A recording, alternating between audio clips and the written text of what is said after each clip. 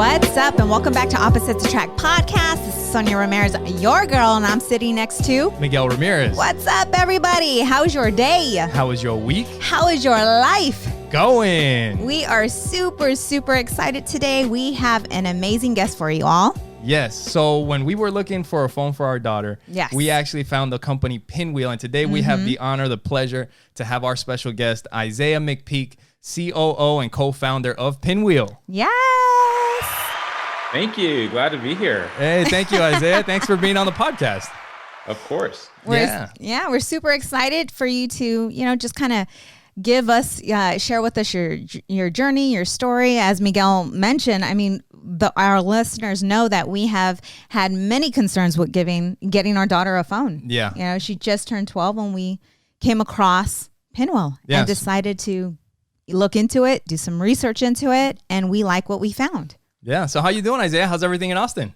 I'm doing great. Yeah, Austin's awesome. I just got back actually from Nevada. It was so hot. And I'm so glad in Texas it's not hot, right? That's a weird thing to say, but that's how it's felt. I want to know how long you spent researching phones for your daughter. We were, I think when we found Pinwheel, it was still like a couple months, right? Before we bought the phone, maybe like three or 4 months, something like that. Cause it was one of those things like every few nights, it'd be time to go to bed or lay down and watch TV or hang out, just the two of us. And then, it just inevitably pops up again. Like, hey, what do you think about the phone? And then, there's at least from what we found in our research, there was only like one other option that was kind of viable. But it was just so limited that we didn't really want to go with that. No apps, nothing. And then through that group, Parenting in a Tech World, I think it is on Facebook, I had seen somebody post something about Pinwheel, and I clicked on it. I was like, let me see what this is about. And when I looked at it, I was like, this is something that I think is it fills that gap from that phone that is so basic to an all out smartphone that adults have. And just so you know, Isaiah, we didn't have plans on getting our daughter a phone until she was like 16, 17. Like we were so against it because there's so many predators. And then you hear about, just everything, just giving a young child a phone, what happens. And we listen to other parents and their concerns and their challenges and how much they regretted getting their child a phone. That was a big thing, is the regret on that group. Yes. So, when you got, let's talk a little bit about your background and how you got started. So do you come from an entrepreneur background? Kind of, sort of. I have found my way into an entrepreneur background, and now I've been at it enough years that really is my background. But I grew up as a military brat. Wow. And moved all over the world, right? So my dad was Army, and he was strategic intelligence. He's a linguist. He speaks a lot of languages. And I just always thought I'd join the military because my family knows nothing about business at all, like at all. Even figuring out college was hard for us. And now I look, there's systems and college prep and this and that. Like we had none of that and sort of bumped through life. And so I ended up getting a strategic intelligence degree, actually, and starting out working for government, doing that kind of work. Yeah. And so it's funny. I made a transition towards entrepreneurialism, and then this has been sort of a repeat experience in my life. Somebody's like, "Oh, what that's called is a product manager. What that's called is an entrepreneur." And I'm like, "Oh." And I mean, even the funniest thing, you'll get a kick out of this. So I actually started a business when I was 19. And it was summer, and I actually ran that business for 15 years by night. And so I'd tell people for years that, I'm a tech entrepreneur or whatever my job title happens to be that day. I'm this by day, and then I'm a communications coach by night. It was called Ethos Debate. But I was in denial for 2 years that it even was a business. Yeah. So that for me has kind of been my story, is I've stumbled into these things, I'm like, and somebody is like, well, you keep designing these products by asking customers what their problems are and then coming up with a solution they didn't expect. That's called being a product manager. I'm like, oh, is that what that's called? And then all of a sudden I look up product manager and I'm like, oh, there's books and resources on this. Amazing. Yes. I had no idea. That's super cool. great. Cause that's the thing. Like you do that through experience and through just learning and figuring it out, being an entrepreneur. But like there's people, they have to go to school and take courses and all that, Mm-hmm. Mm-hmm. And that's kind of like I tell you with the certifications and stuff. Yes. Like if you read the same books, you have the same knowledge. Yes, that is absolutely right. Having been to school, what is school? It's forced reading, right? Yeah. So yeah, I think Inc. magazine actually was a big turning point for me because I was still doing federal government stuff, but I was building a business by that point on services side. And I started reading Inc. magazine religiously. And I heard about this idea of tech startups. This is probably 2009, 10. Yeah.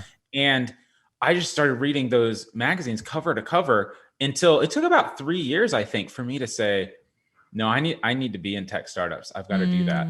And I ended up working pretty hard to find an opportunity and found one, working for a 5-time CEO who was starting over. He had 1,000 employees at his last company, and now he's in his basement with me, right? I'm his first employee. Basement. Yeah. Started in a basement. Love it.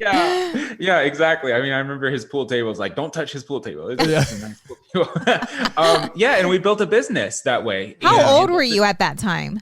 Oh, I was probably 24, 25. Wow. So, okay. All right. And I honestly, I've been sort of an executive or senior director since I was 22 at different businesses. Can you imagine? But it's just like, I don't know. There's so many crazy stories in there. I don't even know where to start, but like, here's a funny one. So when I was leading federal services division for our Homeland Security at a small company, it was like 22 employees when I started there, and they got a new Homeland Security division, and I was it, and then built it to like 55 people.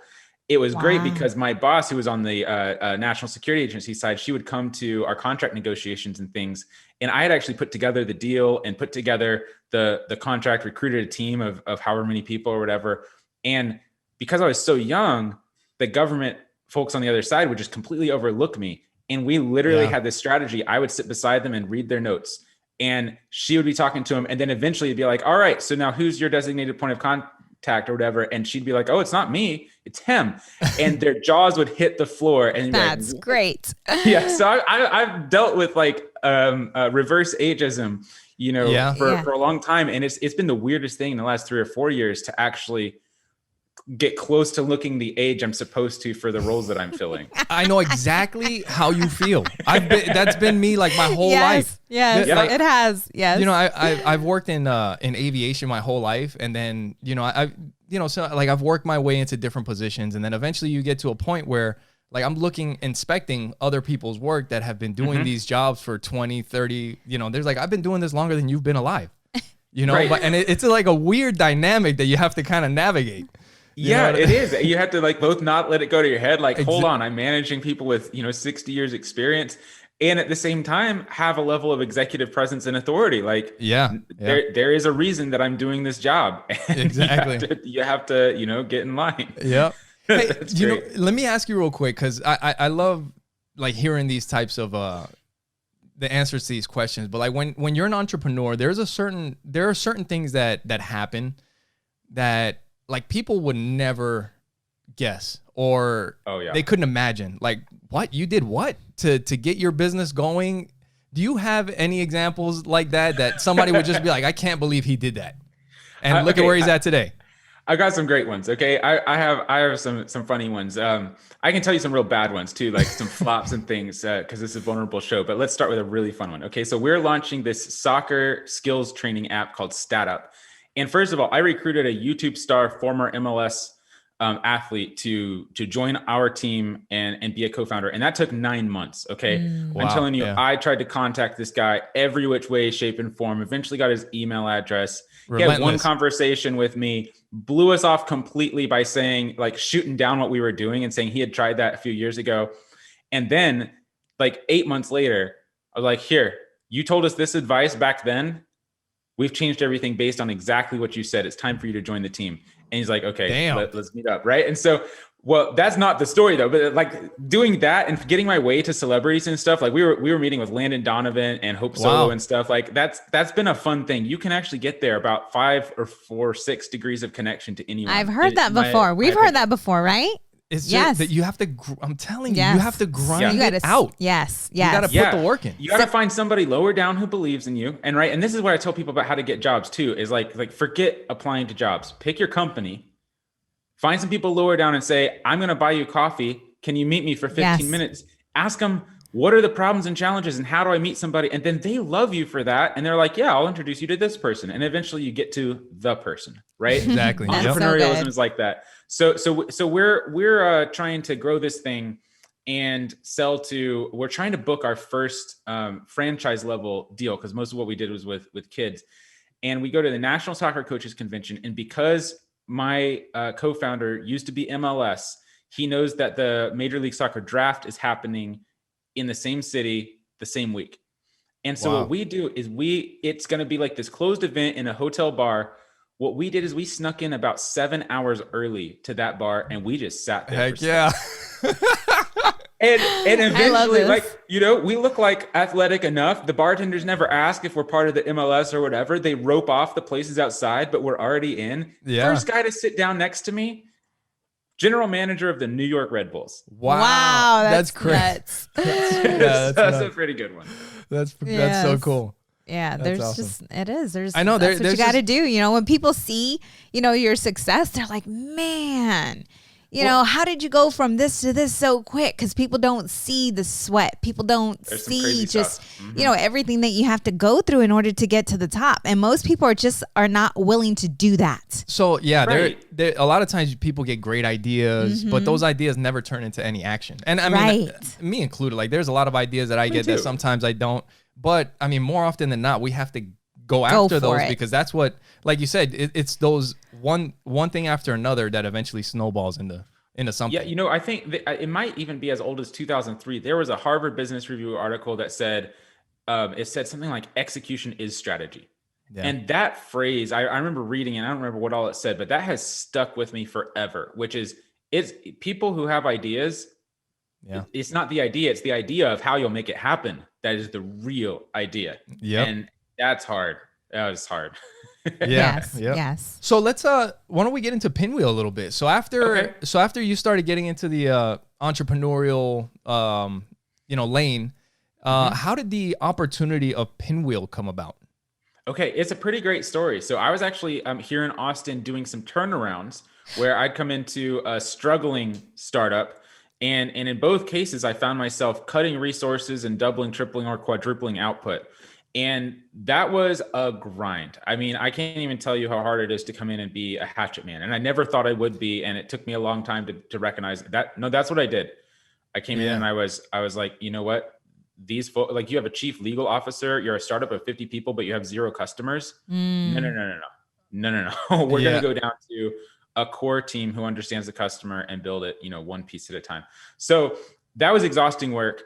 And one of those turnarounds, I really reached a new milestone of we'd gotten to successful clients and we're actually close to profitability. And I was having a conversation with my then, I can't remember if she was 10 or 11. It was in October and she turns, but she's like, why can't I have a phone? Right. And your daughter? So you were against her having a phone. You weren't all for your daughter having a phone. Totally against it, right? Okay. And we're having that, you know, I've come to learn this is the number one fight in most American households. If you have kids and it's whether you do or don't have a phone. It's the number one fight. If you do have a phone, it's about how you're using it, right? If you don't have a phone, it's about why can't I have one? That's so good. And so we were having that, right? And I love my daughter and I want her to have best chances in this world. And I like tech and stuff, you know, like, and it looks fun. I'm like, yeah, no. And so then I was just despairing about it with Jen, who's my wife now. And we were talking about just is flip phones or smartphones, and there's nothing in between. And this totally stinks. Why were you so against it though? I was so against it because I knew that vaguely, like, Apple has screen time or something like that. And you know, a couple of years ago, a lot of kid tech has changed. I don't think Family Link was called Family Link then, but now Android has Family Link. There were parental controls. I knew that, but I know enough about myself. Like, I mean, I just came back from my accountants this morning. I'm like, guys, I'm not going to do these sets of activities. I know I'm supposed to. I just know myself well enough at this point to know I'm not. And that is the same thing with my daughter. I'm like, I know that within 2 weeks, she'll have the password. Absolutely. Because it'll be, Dad, can I have it unlocked for this? Gotcha. Hey, Dad, this isn't working for me at this exact time of day. I'm like, just wow. here. Yeah. Right? And well, so the Nintendo Switch, it's just like the alarm goes off and it's like, well, he's here playing with his cousin. You know what? Just unlock it for the rest of the day. And then you forget. And once you're making exceptions, it's like, what are my standards really? And I honestly felt like I didn't have a good answer. I think that's why I was so kind of upset about it is I don't really have a good answer. There's just a lot on a phone to not like or to be afraid of or to worry about. And there's a lot on a phone to not. That's like, this is important. So next day I wake up, Dane calls me, my co-founder CEO here at Pinwheel. And literally he says, hey, Isaiah, so here's the thing. There's no good option between flip phone and smartphone for kids. I'm like, yeah. I'm listening. How would you like to take a go at making that option? I'm like, no, you're kidding. Like, actually take on Apple and Google and Samsung, Facebook, all that. And he's like, yeah, I know it's a total moonshot. It's a high spend, high growth, like crazy thing, but we have to try. Yeah. And I'm like, well, he's got a hardware background and I've got the SaaS startup background. Let's see what happens. Let's give it a go. And so we ended up starting Pinwheel. And he had a similar story too, where his 7-year-old, actually, his best friend, ended up with a phone. And they're like, what the heck? Yeah. Like, you don't give 7-year-olds phones, but all of a sudden it sent them into research mode, right? Yeah. And as a parent, in research mode. And I mean, it's the same with apps. Like, even try to choose one chores app. You have to look through 15 and you have to go read all the reviews and figure out, are there workarounds? Are there not workarounds? What else is in here? What are the ads like? Exactly. Blah, blah, blah, right? It's just too much. It's too much. Yeah, no, I totally, and I think those feelings, anybody that has kids in the United States has those feelings. Because I'll tell you, when I found Pinwheel, because I did most of the research and I brought it to my wife because that's kind of like what I'll do when it comes to tech stuff. Like, I'll look it up and look up reviews and see what it's all about. And when I found Pinwheel, I was like, and when I started researching Pinwheel, like finding out that it's a startup and it's, you guys are getting started, it's still growing. I was like, wow, like this it has such a huge opportunity. Like, Yes. I'm talking about, like, I'm We're not even thinking, part of how it. can Like, we get well, invested? How can we become part of this? like we just got our affiliate code today, actually. OAP10, all in caps, for those of you listening. Check it out. Definitely go get a phone. We recommend it. Yes. But even before the affiliate code, and when we talked about it on the podcast, when I first saw, I was like, I got excited. I'm like, this is it. Yes. This, I mean, you can tell, like, there's some things, but I mean, even the way it is today, it's great. Yes. And if it's gonna only get better from here, I mean, you guys are already where you are today. You're in a great spot. And let's go ahead and own it. When you say there's things or whatever, the phone has a lot of issues, right? It's like, sometimes the camera won't work right, or you'll get this weird error message or whatever, right? And that's how hard it is to build a startup. And that's where we are. But like you said, right, there is no other phone right now that blocks all workarounds to the internet. Nope. And also has a progressive model of apps where you can actually say, it's actually, we call it a positive psychology loop. It's reversing the hooked model, where you can say, hey, I'm proud of you, kid, for how you're doing, and increase their responsibility, right?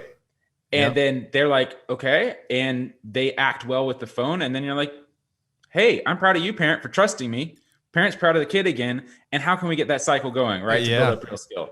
And I love that, because what I've found, so I go and I own a business, and I have sat with many parents who regret so much getting their child a phone, because they feel that it causes a disconnect. And it does cause a disconnect, not only from them, but it's almost like the world, because it's like all the kid wants to do is have their face in the phone.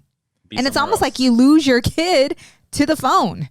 There was I'm sure you've seen it. It was like an artist drawing, but it was like a person holding the phone, and like the phone had like kind of like alien arms, and it was just like wrapped around their face. Have you seen that one? It's just scary. But like, you see it and you can tell automatically, like, yep, I know exactly what that's about. It's funny because we just came back from a convention in Vegas, and I had to walk through some of the casino hotels and stuff. And I'm looking at that, and like, we know that some of the brain science that is built by Silicon Valley into some of these apps, like they're measured on one thing. It's called engagement. Yeah. You've probably heard that before. Yep. Engagement means how much time you're on the screen. Yeah. Well, they've learned the brain science to get you to choose their app and to feel bad when you don't and feel okay while you're doing it. And then you feel like crap afterwards. But a child doesn't have the level of impulse control that an adult has actually even developed. And so they're targets, right? And you create a product like YouTube Kids, all you did was paint a target on kids because people know how to hook them so that the drool's falling out the side of their mouth, but they can't put this thing down. That's so sad. Right. And so I think screen time is like the worst idea. People are like, well, if I limit it to 2 hours a day, would you like your kid going to play slots 2 hours a day and thinking about it every day? Wow. And every day that's what they do. Right. But that's what the phone is. It is a digital handheld casino where the money isn't money, it's attention. And which do you want your kid to think of as more valuable, their money or their attention? That's the bigger gift, right? That's insane. Yep. That is so true. I just regret getting my son that Nintendo Switch. We held out. I mean, he is 9 years old. We held out. He just got it, but I'm seeing it. Can I tell you something about that? What? So here's something we've learned, because a lot of people are like, well, you're anti-games. We're not anti-games. We're anti-games on a phone, right? Because a phone is attached to your body 24/7, and you don't want something that's constantly pulling you to do things you don't want to do. Yep. And this is where our therapist counsel and Dr. Mike Brooks, who wrote the book Tech Generations, on it, and he's huge into games and D&D, and they have VR in his household and everything. And I picked this up from him, and it makes a lot of sense. So I'd love to hear what you think. There's a difference between zoning out while you play a game and looking forward the whole day, like building your day around when is my game time and how much do I have of it, and sitting down and playing a game with someone. Yes. There's a connectedness that can happen. And if the game is a vehicle to connectedness, I mean, it's fun to play games with my kids, whether that's a board game, kicking a soccer ball, or a video game. Tell her, Isaiah, tell her. When we're connecting. Tell her. I've been saying this all. He's talking to you right now. I mean, it's if you're laughing and having fun, right? But if you're like, oh my gosh, we got to level up, get to the next level. This is all I'm thinking about. Then probably not. That's a little different. So I'm trying to teach people to stop thinking about it as time, because even 1 minute of disconnected playing is a choice. And that's the question, is do you want to make that choice to dull your senses? And that's okay, as long as you're being intentional about it and know that that's what you're doing. And so it's what you're doing while you're playing that makes all the difference. So you're going to laugh at me because shut up. We have, I'm like all for the Wii. You know why? Because they're playing together. They're actually exercising. Right. They're bonding, and not just sitting there. But no, I get what you're saying, because our son, he does play his games with his cousin. Like, that's what they're doing upstairs right now. Like, yesterday I took away their Nintendo Switch. I'm like, you guys are not playing this today. You guys go outside, ride your skates, ride your bikes, go play together, interact with each other. Yeah. And I asked my son, what is your cousin's favorite color? And I asked the other one, what is your cousin's favorite color? And one whispers, blue. I'm like, that there is not okay. Like, for you not to know, what, a little more about each other. But anyways. Well, I was gonna say, like, when he's trying to throw me under the carpet, and I'm trying to skate around it. No, well, that's why I like, because I like playing games from time to time, and my wife would give me a hard time sometimes. But you're used to. You're good now. You're good now, but I still give her a hard time about it. It's funny, because I think I grew up with no games. Okay, so just to be clear, I grew up in a household that rented a television once every 4 years. I was going to ask you about Olympics, that. Yeah. Okay? Yes. Right. And so we don't have a TV here, but as I've become an adult, I've had to deal with a lot of like the guilty feelings I was raised with around that, and come to terms with it. And I actually bought myself an Xbox within the last year, which for me was like, I had to build this whole mind map and justification and talk to my wife about it and be like, how is this not going to take over my life or whatever? And now, to be honest, it's over there on the floor, and I haven't touched it in 2 months. Yeah. And it's because I only felt like I could do that when I figured out this little bit of philosophy that we're talking about. And so I created a rule for myself. I don't play Xbox alone. And it's like, some people have, I don't drink alone, right? Yeah. I don't drink alone, right? That makes sense. You don't want to pound 3 or 4 back. And some people are doing zone out, right? And the question is that a healthy way to live? Same with the game, right? And so when I'm playing with my brothers and we're doing something, we're all on Discord or Zoom or whatever and laughing and yelling at each other. That's awesome. And that's what it's for, right? Yes. But I know I'll get sucked in if I start playing alone, and I'll beat whatever the latest game is, start to finish, and I'll feel like crap about myself at the end. Yeah, I can see that. Yep. I can see that. Because I do have memories being a kid. Like I was telling you, being a kid, and like one of my friends had a Nintendo 64, and we all go to his house, and there's four. Like I have specific memories of all of us playing GoldenEye, and they're so much fun. Me too. Yes. Like I don't, in a way, like I know that they're targeting our kids. Right. But like you're saying, like I don't want to take that away from our kids. And being 9 years old, and I see my my kid Joey or Audrey, like they get on a game, and like they barely know how to work it. And I'm like, dude, if I was 9 and you were 9, I would kick the crap out of you, Right. And I'm like, maybe he, and that's where it makes me think. Like, is that a bad thing? It makes me think, it's like, maybe he should play, like he should be playing a little bit more. Maybe we're going a little overboard. And these are the things that we start to think about. Right. You know what I mean? Yeah. Right. Because I gave my daughter my cell phone and she didn't know how to work it. Like she didn't know certain things, how to work. And she's 12, Yeah. But it's because we just got her a phone. That's why we just got her, the Pinwheel phone. And I love the fact that she does not carry that thing in her pocket. Like, right baby? Like she is not connected to that cell phone. Actually, look, he has it. She doesn't even know I have it probably. Yeah. And I love that it's not just something that she feels that she has to have. Like she enjoys it. And I'm thinking it's because we held off so long, maybe. That she's not very. I'm sure Isaiah. I have to tell you, I think I know why, because my daughter's the same way, right? Yep. Yes. But I've noticed her picking it up tons more in the last 2 months. And you know why? Is because she got a babysitting job, and that's how she coordinates it. Right. And I'm like, you're going to coordinate that yourself. And that's the whole idea, the philosophy behind the phone. And again, it doesn't speak to other technology projects, just the one that's on us all the time, is that it's got to be a tool, not a toy. Exactly. That's so good.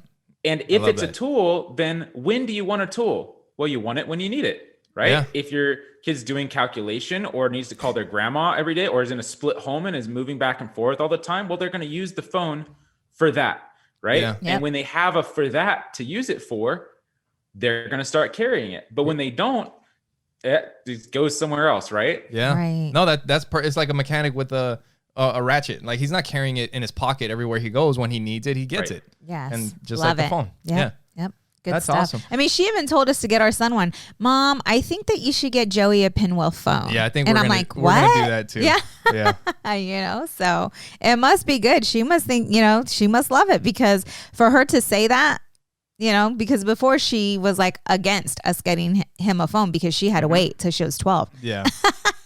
So I'm real curious about how it started with her, right? Because what I've noticed is sometimes the kids have those first kind of 3 days of disappointment that this phone isn't a gaming phone. But if you've waited and it's their first phone, they're also kind of excited because they feel big. They're like, I got a phone. Yes. Yeah. How did that go for you all?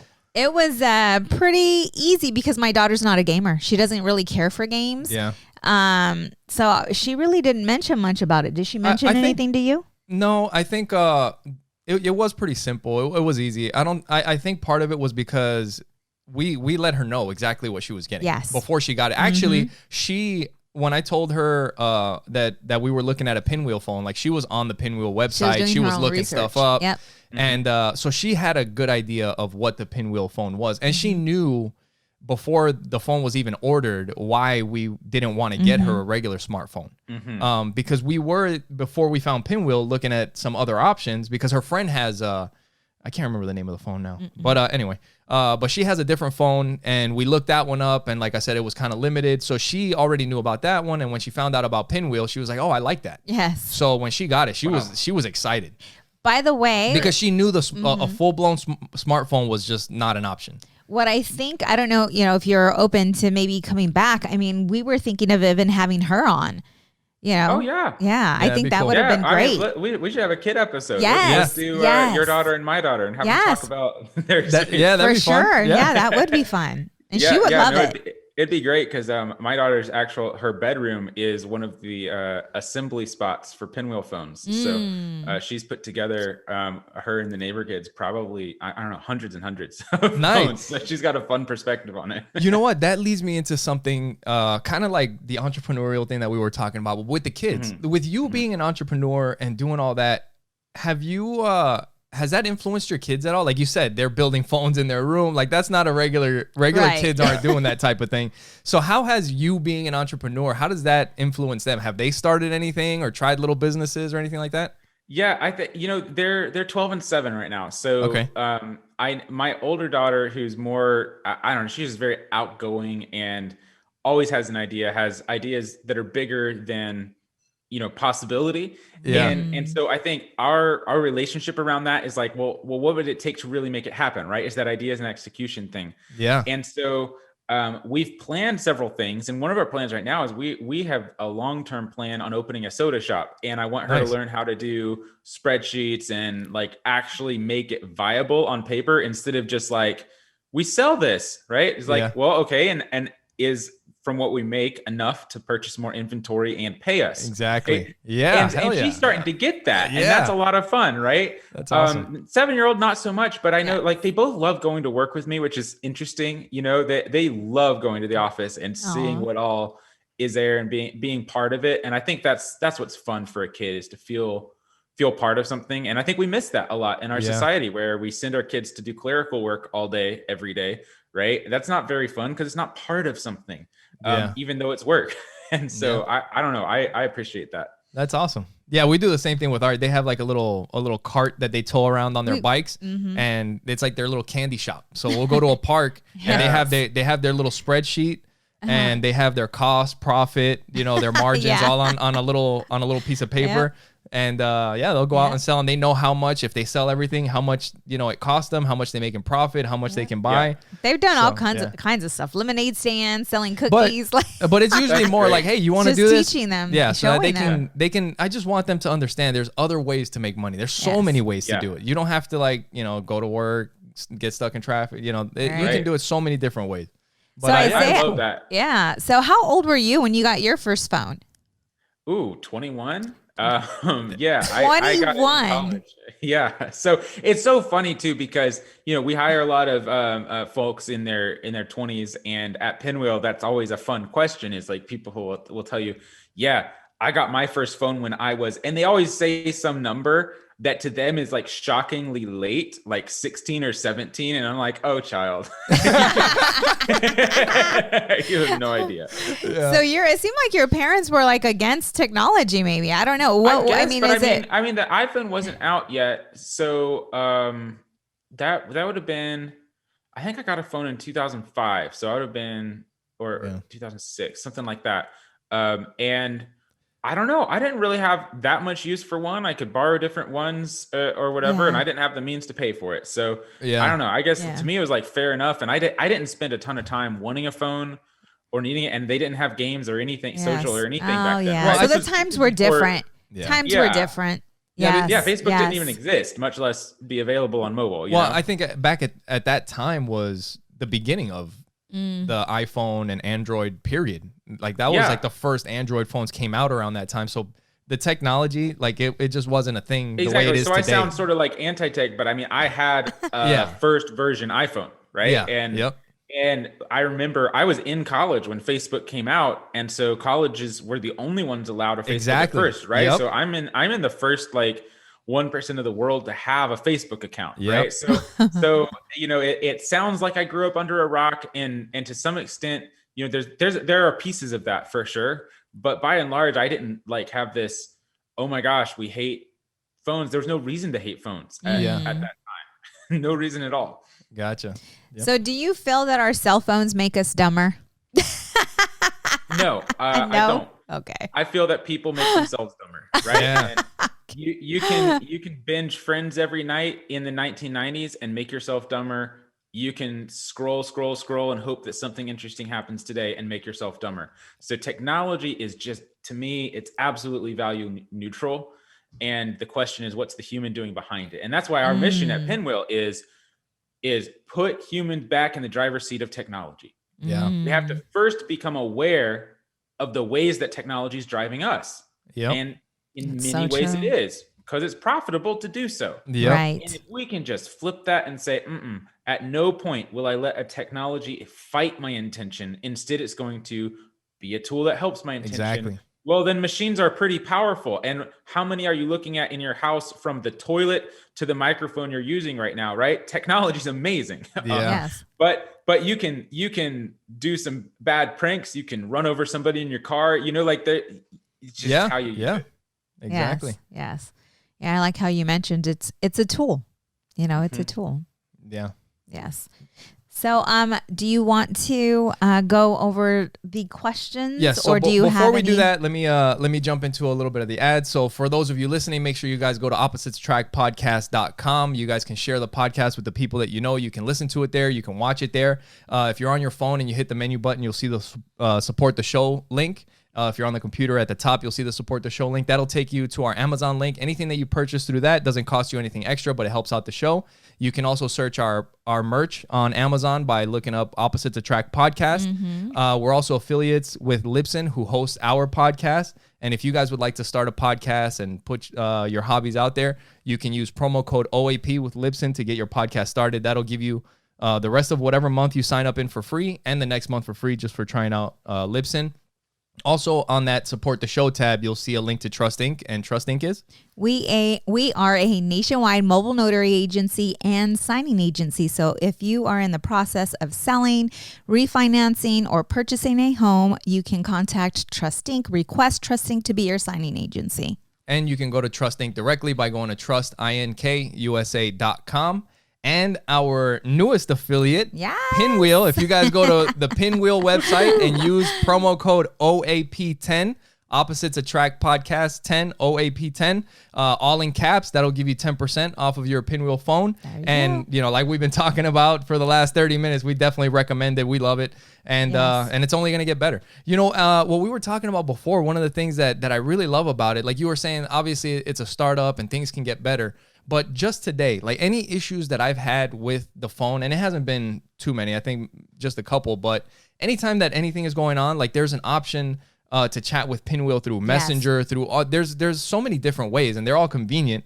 And I'll send a message, a couple minutes later, I get a message back, and we just it's customer so service simple. is awesome. It's so simple. Yes. So even if there is an issue, it's easy to work out, Thanks. I love you all saying that. I built that team. And Yeah. Aw, good I'm stuff. so proud of them. And yeah, it's like the goal is, how can we help people really have a great experience, be there for them when they need it. And so half of the customer care team actually are parents, and they understand the issues, so well.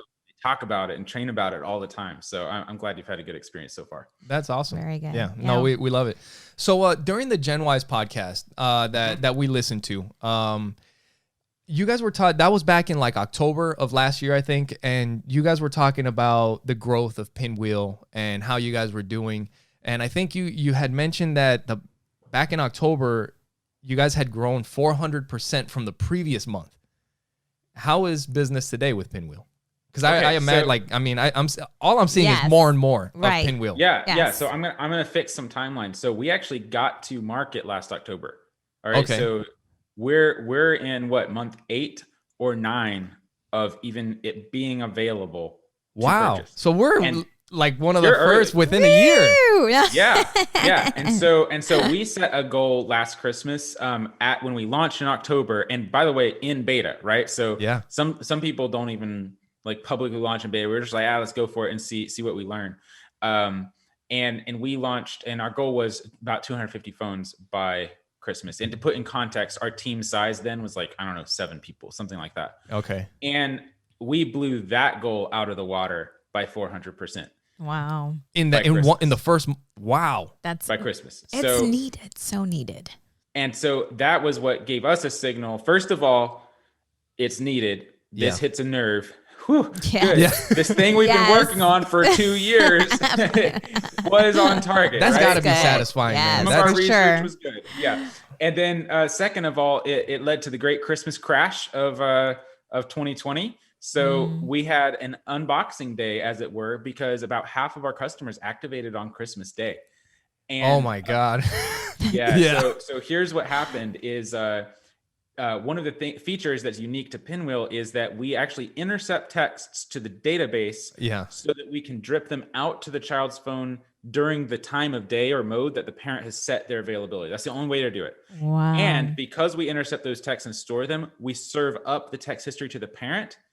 And if any of those are strangers, only the parent sees it and they choose to approve or deny, right? Yeah, so I love that. That's a pretty powerful feature. And the reason it's powerful is probably also because it's so expensive, which is what we learned that day when we had 45,000 texts being sent an hour in addition. Oh my. And all of our databases went down. Crazy. We had to call Amazon and say, hey, you got to double our capacity. And they have a process where you double capacity every 24 hours. Okay.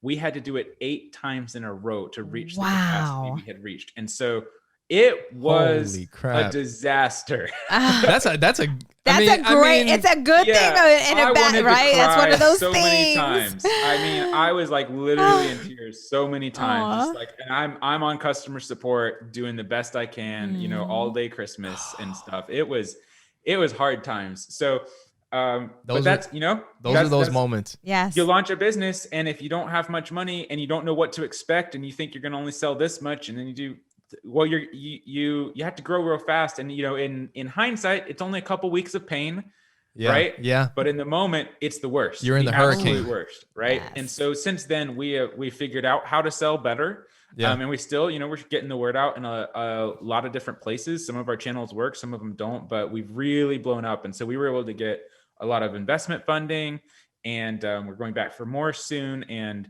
we're telling venture capitalists no, we're telling famous celebrity investors no, because our customers are really loving and supporting us.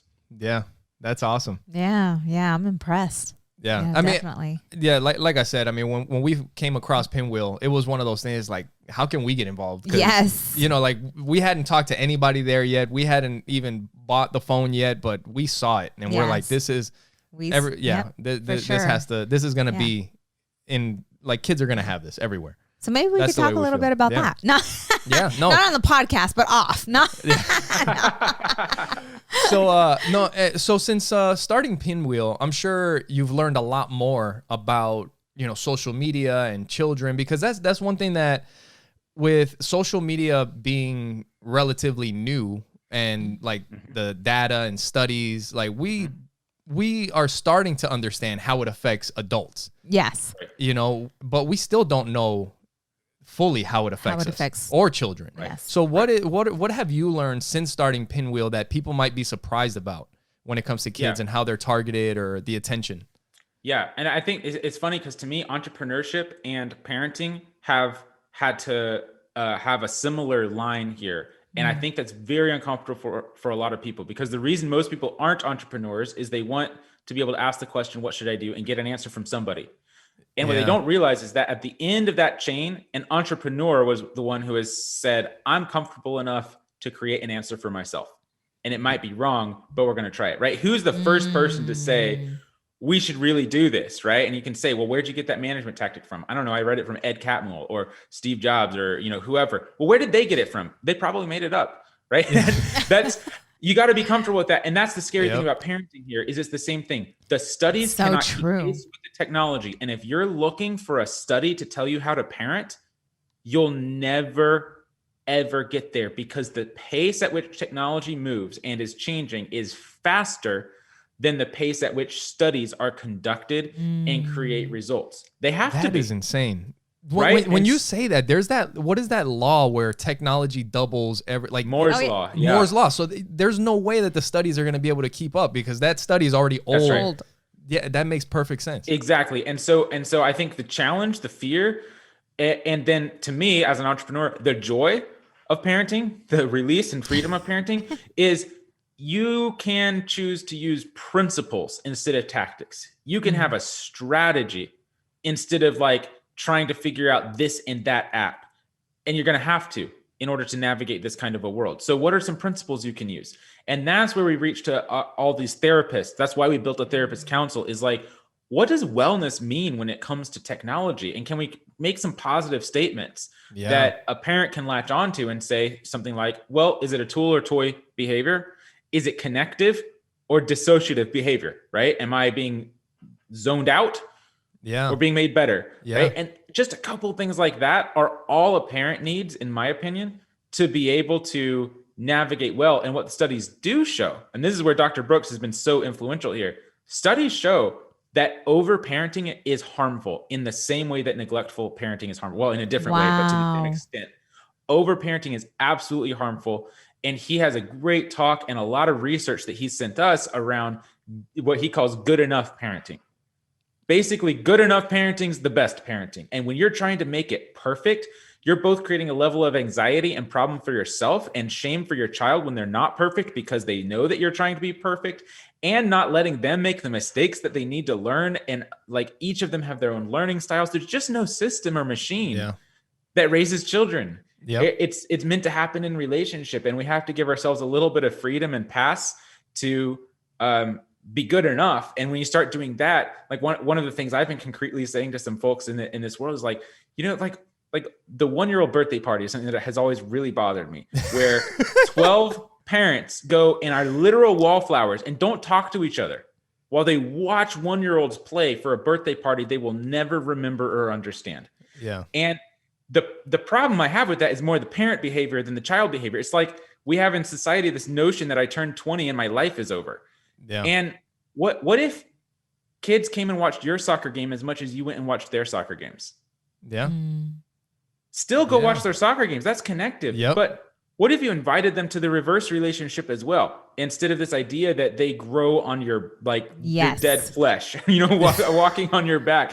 And so anyway, I'm sort of like going on this crazy tangent to say, at the end of the day, you're probably not going to screw your kid up if you're not super over anxious and you're even reading anything at all. If you're even looking at the question, it's going to be okay. And there's no study that's going to answer the question for you. So why don't you stop looking for it and come up with some principles and agree on them with your kid and do the best you can. You know how many parents you just helped? I hope it's a lot. Yes. I mean, just for myself, it's like, we talk about parenting all the time. It's like, are we doing the right thing? Are we doing the right thing? Are we overparenting? Like you said, like I felt, with us not giving our daughter a phone until she was 16 or 18, I'm like, is that the right thing to do? Or just, like being a helicopter mom, which I've never been, but it's like, you're always questioning whether you're doing the right thing, and what you just said really just helped me. Like, I feel so great. Well, I feel so good. It's confirmation. It really is that we are doing well. Well, you've said it before, and we've had another guest, Sandy Semino. Yes. She's a child behavioral specialist that came on, and she was talking about, like, we've asked her about social media and technology and kids and stuff like that. And one thing that she said, and she said it the couple times that she's been here, is that you want the kids, like you said, you want them making the mistakes while they're with you, as opposed to having to make those mistakes and figure it out on their own as they get older. We want them to make as many mistakes while we can help them. And they should, like, we don't want them not to make the mistakes. We just want to be there when they make it so we can help them through it.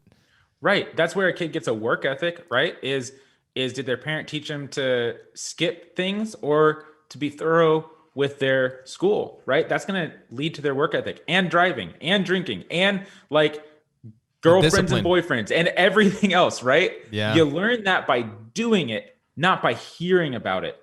And you got to have a lot of wins under your belt as a kid. And when our plan is no plan, we're just going to wait as long as possible. We're denying our child successful repetitions of positive behavior. Wow. Yeah.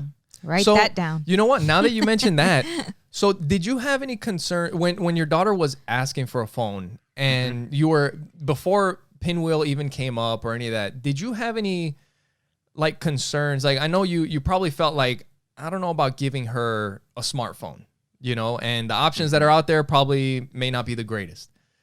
But did you have any concern over not giving her anything at all and her like having to become an adult without that technology? And what were your concerns about giving in? Yeah, great question. So as as a parent in a split home where my daughters go back and forth between two houses about half the time, I knew that there was no wait until forever and ever to have a phone, because you got to stay in touch somehow. Yeah. Right. Yeah. There's some coordination that happens. They're going to grow up. So that was never really on the table. The real question was when. And the other question was, how in the world are these two parents who are on different pages going to coordinate this? Right. And so that was on that end. On the other end, I forgot the second half of your question. The challenging, giving her a phone. in. Like what were your concerns with giving in? Yes. Yeah. Okay. So my concerns to giving in are, I know my own addictive nature when some of these things first came out, and now I'm an informed person, right? I know you're in the business. I know for a fact they have data scientists up the wazoo working 16 hours a day at Facebook trying to increase engagement, right? And every other Silicon Valley company too. So I already know my child is going to struggle with this, and if I give in, she'll do what I saw when she was 4 and got her hands on an iPad for a little bit, and she will be sucked in. And it's like, you mentioned how you grew up, with 007 or whatever on N64. Yeah. They didn't have what they have on like My Singing Monsters or whatever. It was like, well, no, just wait and stare at the screen for 16 minutes and then you'll get more coins. And then if you get more coins, you can make it purple. And then, and it's like this progressive. It's the Vegas effect. It's successive dopamine hits, right? And Facebook does the same thing, which is about every 4 to 7 posts, there's a good one. And that's what keeps you scrolling through the other ones and seeing their ads. It's like, it's science to hook my kid in. They have geniuses working on. I mean, one of the things that I noticed, because like TikTok came out and that blew up, and like I talk to my wife about this stuff. Like, we have our podcast and the business, so you have to do the social media marketing and all that stuff. Right. And when I look, like when something else comes out, I'm just like, now something else I gotta learn. I know. But once TikTok came out, and I was like, all right, let me get into it, and I need to start. And you start messing around on there. Oh yeah. And forget about it. It blew my mind when I tried to get out of it. I was like, wow, they don't let you out. They will play another video. Right. And you will watch, like, if it's a cool video, you watch it, you start going through more freaking videos, and you're stuck there for another 10 minutes. And then you try to back out again, and boom, another video. Isn't it wild? Like, it's funny because I've seen this happen, and I know we all have, but I was one of Netflix's first users when it used to be a disc that they mailed you, right? Yes.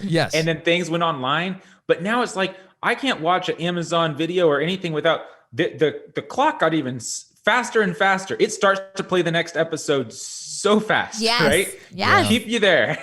Oh my goodness. It's so crazy. It's scary. One thing that I would like to ask you about is you had mentioned the Pinwheel Team, and you have your team that selects the apps. Could you tell us a little bit more about the team that is developing the phone and like the thought that you guys put into all that? Yeah, so I helped design the early versions of the phone, like on index cards in near where I'm sitting, and run around right behind. We talked to probably 150 parents in the first research phase, and real in-depth interviews, kind of figuring out and floating different concepts by them, and then we were like, okay, now we got a concept. How do we embody this in a phone? And then became the hardware question, right? And how does that happen? So we have for a tech startup, when you look at most tech startups, they're mostly just software. And so there's like a defined team. Well, once you start crossing the hardware divide, you probably have 3 times the size of a tech team. So we have a pretty large software developer team, and everything is it's ginormously hard. Like you wouldn't believe how hard it is to release one change to say, we want to improve the keyboard on the kid's phone so that it has emojis, right? Well, we have to program that the operating system on the phone accepts that keyboard is available, even though it's built as an app in the Android programming language. It's not just an app. It's actually going to be the keyboard on everything. So now it has an exception to the time restrictions of modes. Wow. And that's treated differently, therefore, in the caregiver portal. So we have to release to the parent side and the parent app in the app stores, which requires review from Apple and Android. It's not as hard to review in Android, but it's there, right? And then the middle layer that talks between those and the APIs have to be updated. And then we have to check it on all 3 devices, which, believe it or not, they don't operate the same way. Yeah. Each device has a little bit of difference to it. And you'll find things totally working on one that totally aren't working on another. And then you beat your head against the wall as to why, and you get the hardware people involved. So that's just like any one change is so stinking hard. And I think a lot of people don't realize this if they haven't been in a tech startup and seen the software world. I am convinced all software is like duct tape and scotch tape and straws. Like that's what's there. That's why you see these tech companies end up with thousands of engineers, because they're all just duct taping everything. Yeah. That's funny. Yeah, that's how they all start up. It's just something glued together. Yeah. Oh man. So so as far as selecting apps, like when your team is looking at what apps they want to allow on the phone, what are some criteria that these apps have to meet for your phones? Okay, so I'm the person responsible for curating the first set of apps and did most of the work for what are our criteria now. And now we have a team. We have a chief mom at Pinwheel. A lot of people are excited to hear that. That's awesome. She's awesome. And she does a lot of the legwork there, and then works in the Facebook communities to hear what parents are asking, right? So the criteria that we use were developed in tandem with our therapists. We actually brought them in and paid them for hours and hours of work going through, okay, if this not and not that, why? What's the difference, between these 2 exact things? And so the actual list is bonkers long, but it boils down to a few things. Is the primary purpose of the app tool-like or not? And if it's not, what is that purpose, right? And is it kind of an acceptable wellness sort of purpose? If it's based in entertainment or social media or what else? That's basically like that's what most apps are, right? If it's based in one of those or similar to that, or is designed to engage you, where the way the app is structured pulls you back to the app, then we're not gonna allow it. We want the tools, right? So if you need it for school, great. If it has pop-ups inside of it that continually tell you, hey, come back, we want you to do this other irrelevant activity, not so good. So that's kind of the high level. And then we have to do the hard stuff, which is you start looking at workarounds. So we had to yank the U version of the Bible, which is our probably number 1 most requested app that we don't have. And when we tell people why we don't have it, we used to have it. When we tell them why we don't, they're all like, thank you. Reason being, first of all, is documented cases of predator chat. We call it predator chat. Anytime that strangers can talk to you via an app, there is a high risk of predators. And sometimes the nicer or kiddier the app is, like Roblox, remember that target? You just painted a target on kids. That's where predators know to go and groom children. They're doing it in good apps if they're allowed to have unlimited contact with strangers, right? So that's ding 1. So scary. Ding 2 is in the footer links of a lot of apps, you'll see different terms of service links. And then here's how to log in on Facebook or Instagram or whatever. When you have social logins, a lot of times you can click those, and depending on how it's built, it'll either give you a full web browser inside of that app. You can change the URL and everything. Or it'll be at least that app, right? And so we had a mom who's like, hey, what even clued us onto it in the first place months and months ago. A mom's like, yeah, my kid was on YouVersion like 2 hours a day, and she kept saying she was reading the Bible. And then I finally figured out she was on Instagram. And we're like, oh no, right? So we yanked it, but then we've been building this awesome solution that we just deployed. It's a VPN blocker. And we actually are now starting to block those links so we can start reintroducing apps that have, generally speaking, a good purpose, but might have workarounds inside of them. That's awesome. Right? We're starting to find ways to block that. And so that's kind of the service that we're trying to provide with this is can this be unsupervisable? And some apps can't. Like there's issues like people need WhatsApp. Yeah. Okay, well, WhatsApp has stranger danger. Like you can communicate with anybody. So we have to be very clear with parents. If you're going to turn on a communication app like this, you're going outside of Pinwheel's safe list contacts. And you got to choose that. Yeah, and you know what? One thing that I really like is that in the selection of the apps in Pinwheel, it'll give you a warning. Like it'll tell you like, hey, this app, there is some kind of a risk. So you can click on it and read about it before you install it. Because if you have a kind of like Spotify and Spotify Kids, like there's two different options. Well, when you have regular Spotify, like our daughter's a little bit older, and we can just get her the regular Spotify, but there'll be a warning saying that they can access certain content. And as a parent, if you're okay with that, then you can, you can add it, or maybe you can put Spotify Kids or whatever. That's right. But I love that the information is there for you to know what you're adding onto the kid's phone. So I mentioned earlier that, a lot of parents that I know regret giving their child a phone. What are maybe some tips that you can give those parents to give them some kind of peace of mind? Are there any tips that you can give them? Yeah, for some that they've already given them a full-blown smartphone. Right. And now they're going to have to like rip it out of their hands. Right. So I have a couple things to say. First of all, I want to be real clear that Pinwheel is not necessarily a great answer in that situation. We built it as the first kids phone, and it doesn't have a lot of getting into adulthood features. We're working on them, but it really was targeted at the 7 to 13 kind of starting range. And then we're buying time to keep building up and up and up, right? And kids start to need ways to charge money and Venmo and like different things that little kids don't need. A tool, so like you said. That's the direction we're going, right? Yeah. With that said, the things that I've noticed are, first of all, I have seen the power of, again and again, people's testimonials all over the place. If they take away their teenager's smartphone, there's two things that can happen. One is the kid like goes angry for 7 days, 10 days, and then all of a sudden they're a different person again. And we see this a lot where parents are like, I have my funny, happy-go-lucky teen back. Wow. And it's amazing. But then there's the other group, which their kid ends up buying themselves a secret phone. It's like $35 at Walmart. You can go on Craigslist to get yourself a secret phone, like so easy.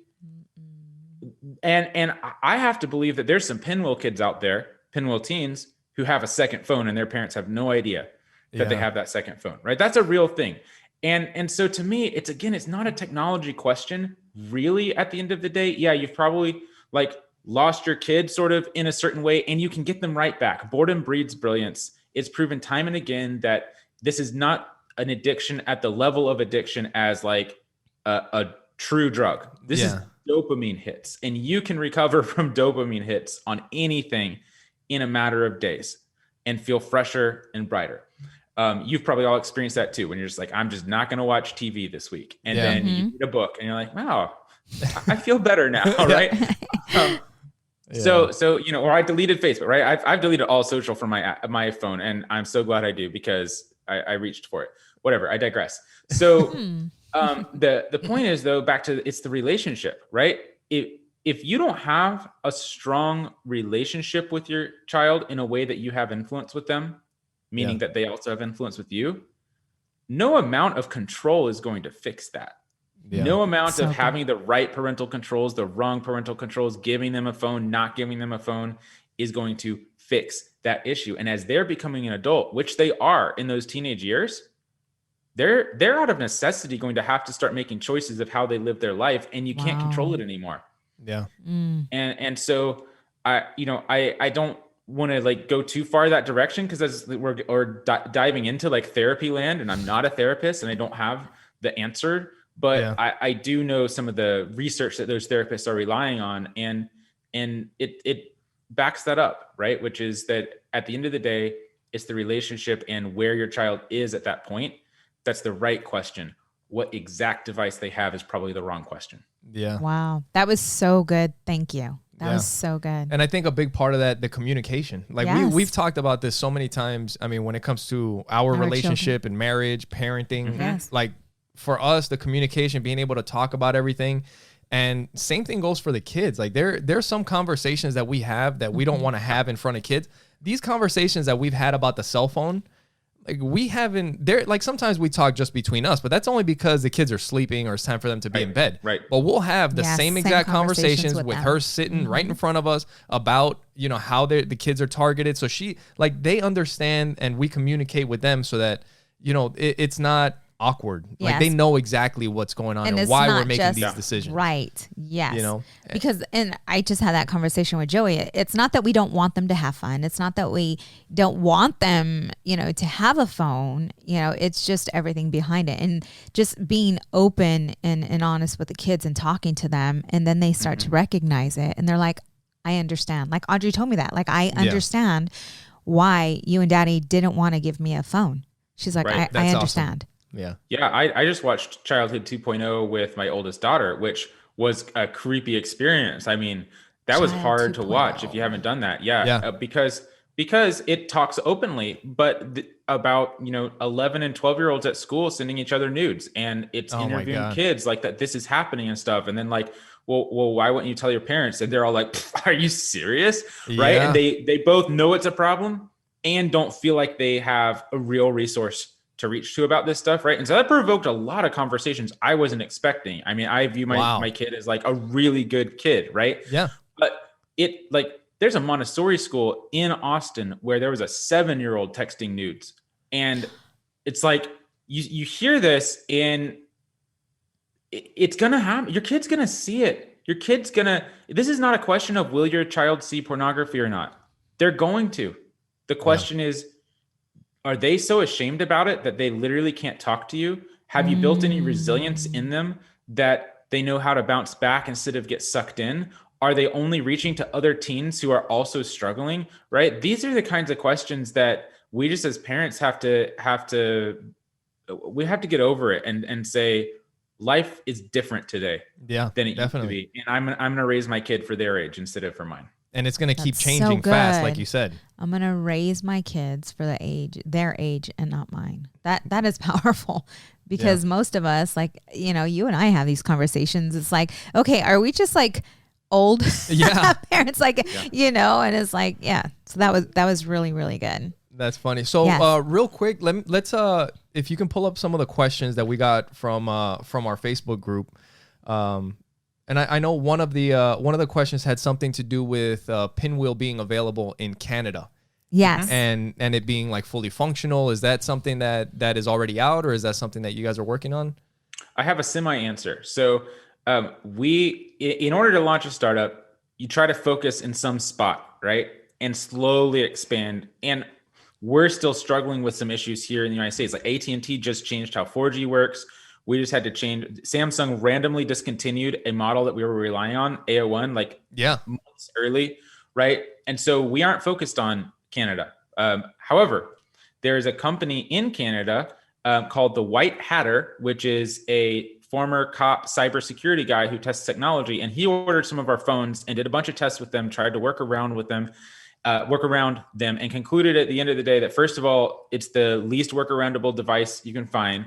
He also dropped he put our rugged phone underwater and it was fine and like threw it off some stuff. And then he said, here's the networks it works on in Canada. So go look at that review by the White Hatter of Pinwheel. Okay. And it'll tell you which networks in Canada it works on. It'll also tell you there was like a $40 to $60 customs fee to get that phone across the line. So that's what I know about where we are with Canada. I am pretty sure we have 3 or 4 Canadian customers, you know, but I don't know much more than that. Yeah. Very, very good. Okay. That's awesome that they, you know, for somebody to try to hack your product and, you know, like that's pretty cool. They're like, hey, it didn't, you know, they couldn't get in or it only works on certain, that's pretty awesome. That's good. So there's a few questions there. Okay. Rapid fire. Here we go. Because he may have answered some of them. No, I think we got the one from Canada. Well, real quick before we get out of here, I wanted to find out. So what I want to know about the future of Pinwheel. What are you guys working on, and like, what is your guys' vision for the future of the company? Because there are so many things that I could see, not just with this phone, but that it could branch off into, you know, a lot of different. I mean, parenting is so huge. Yeah. You know. So what are your guys' plans? Absolutely. So the plan for Pinwheel, and to launch any startup, right, you dream big, but then you start small, right? Yeah. And this step by phone step is our first offering, right? But the end goal is, well, let me ask you this question. What technology company can you turn to today that has your kid's best interest in mind? Zero. Wow. Right. I know, Wow. right? Yeah, it would take me a while. That's the space we're trying to fill. That's great. And so to do that requires an Wow. exceptional level of expertise, technological savviness, but also understanding of wellness and an internal operational culture and DNA Wow. that doesn't go off the rails, right? And Yeah. we don't lean towards engagement, even though every venture capitalist on the planet wants us to, right? We're saying no. What's powerful is that kids aren't on our phone instead of that they are. Let me try and prove that. Yeah, like you're not getting it. You're missing the point. So that's what we're trying to do is provide a foundation that people can turn to, that whatever we're doing, you can rest assured puts humans in the driver's seat of technology. That is awesome. Super good. So you have, pretty much, I mean, you've given great advice to parents, but, before we get, out of here, are there any other tips that you can possibly leave, any wisdoms or tips for someone that, well, actually, you know what? You already answered this, so I'm not going to answer that. Or I'm not going to ask that. Here's a random one that I love to tell people, and it helps them a lot.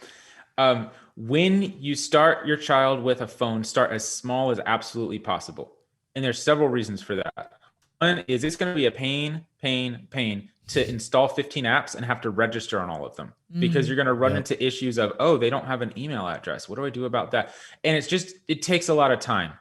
Instead, try to say, what one app and one or two contacts am I going to put on this phone to start with? And let that be a conversation with your kid. Build the phone together. Okay, let's see how this goes. And in a week or two, we'll revisit it and we'll consider adding one more app and maybe one or two more contacts. The progressive nature, instead of just like, oh, we went from not to having, don't do that. Try to build it a step at a time. And to that end, there's a lot of things you can do, and Pinwheel doesn't have to be the answer to all of those things. What I love about Pinwheel is that it can actually start as even less than a flip phone. You can put Spotify Kids and emergency contacts mom and dad as their starter phone. And that phone can build all the way to just shy of an adult smartphone. It won't have any YouTube. It won't have any social media, but it can have banking. It can have investment. It can have scheduling, sports trackers, all that stuff, right? And growing that journey is powerful. But gosh, if you want to go on a journey with somebody, best to start at the beginning. Awesome. No, so good. I love that, because you can have the same phone from when they're 5 years old to 14, 15 years old. And it's just accepting or changing the apps, and selecting them through the parent portal app. And if they break it, make them pay for it. Our daughter, totally. Our daughter had to pay for her phone. Yes. Because that's one thing. It's like, hey, you pay for the phone, we'll pay for the service, but we want her to earn it. Yep. And so she saved up and she made it happen. Love it. That's great. I'm excited for this episode, because I know that just in this episode that it's going to make a huge difference in a lot of our listeners, those that are parenting and have a lot of, concerns regarding getting their child a cell phone, and those that have already gotten their phones, their kids a cell phone. Yeah, we love it. So real quick, before we get out of here, I just wanted to mention the different options that you guys have. So you guys have the Pinwheel Slim, right, which is $149, and you guys can get a promo code if you're listening, OAP10, all in caps, and that'll give you 10% off of that phone. And 10 is spelled out. Yes, TEN, OAPTEN. And also you have the Rugged, which I believe is $249, and that one is waterproof, and that's the one I think you were talking about, that they dropped it and all that stuff. And literally, I'm not even kidding you. We went cliff jumping last night as a company event, and we took some Rugged phones off a cliff into a lake. It was great. Wow. That's awesome. Nice. There you go. So there's the testing right there.